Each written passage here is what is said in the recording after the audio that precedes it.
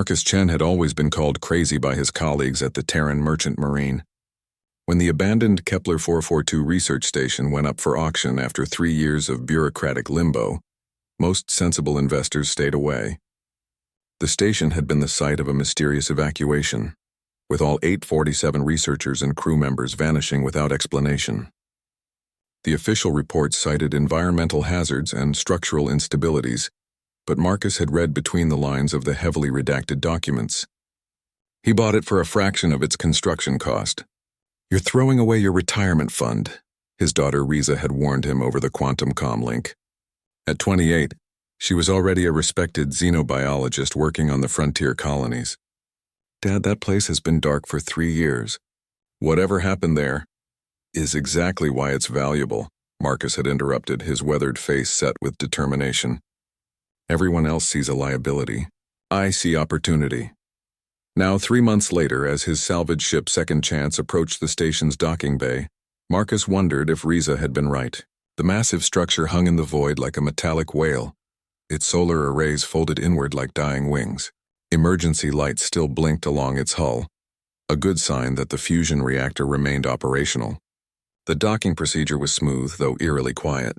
No traffic control, no welcoming committee. Just the mechanical hiss of airlocks engaging. Marcus had brought a small crew. His chief engineer Torres, security specialist Williams, and Dr. Anna Okafor, a young physicist he'd hired specifically for this venture. Anna was brilliant but inexperienced, fresh out of the Martian Institute of Technology with theories about exotic matter that made seasoned spacers laugh. "Atmospheric readings are normal throughout most sections," Anna reported as they entered the station's main corridor. Her dark eyes were bright with curiosity behind her scanner display. Whatever caused the evacuation, it wasn't a hull breach or life support failure. The station felt like a ghost ship. Coffee cups sat half empty on tables. Personal effects remained in quarters, and workstations displayed frozen data streams. It was as if everyone had simply vanished mid-sentence.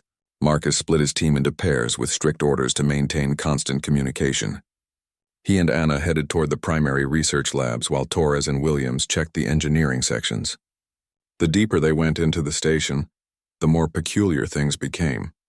Anna's instruments detected energy readings that shouldn't exist, subtle fluctuations in local gravity, electromagnetic anomalies that defied conventional physics.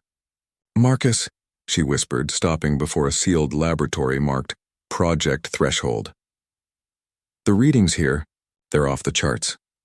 The lab's security system still functioned, but Marcus's new ownership codes granted him access. The doors slid open with a soft whisper, revealing a chamber that made both humans step backward in shock. Floating in the center of the room was a sphere of what looked like liquid starlight, a roiling mass of energy that hurt to look at directly. It was beautiful and terrifying, roughly 3 meters in diameter, contained within a complex array of field generators and monitoring equipment.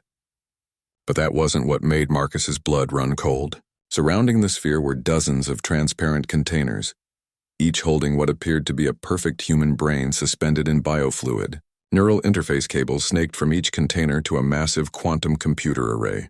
"My God," Anna breathed, her scanner chirping frantically. "Marcus, this thing, it's not just energy. It's processing information at rates that shouldn't be possible. The quantum signatures suggest it's accessing parallel dimensions." A voice suddenly filled the laboratory, not through speakers, but seeming to come from the sphere itself. It spoke in perfect unison, as if dozens of people were speaking the same words simultaneously. "We have been waiting for someone to understand."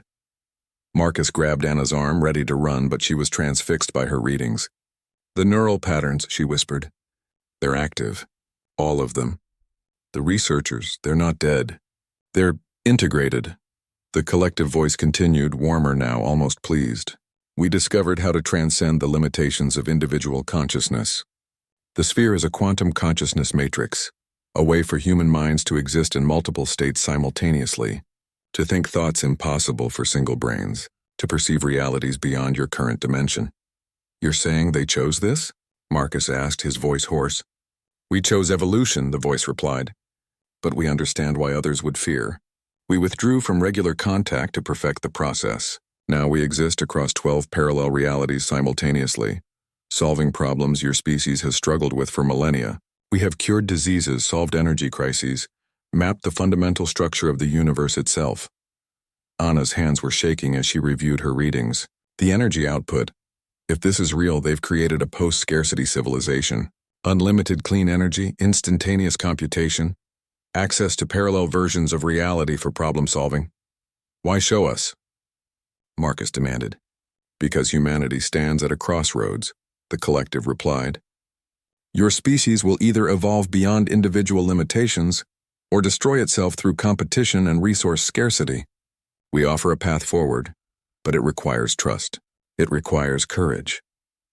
Over the following weeks, Marcus faced the most difficult decision of his life. The collective allowed limited communication with the outside world, sharing glimpses of their discoveries.